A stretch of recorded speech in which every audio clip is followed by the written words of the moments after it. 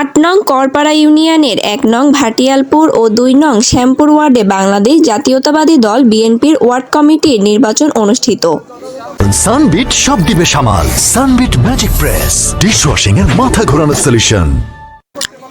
লক্ষ্মীপুর জেলার রামগঞ্জ উপজেলার ৮ নং করপাড়া ইউনিয়নের ১ নং ভাটিয়ালপুর ও ২ নং ওয়ার্ড শ্যামপুরে বাংলাদেশ জাতীয়তাবাদী দল বিএনপির ওয়ার্ড কমিটির নির্বাচন অনুষ্ঠিত হয়। এ সময় ভোটারগণ জানায়, দীর্ঘ ১৭ বছর পর সুষ্ঠুভাবে ভোট দিতে পেরে আমরা আনন্দিত।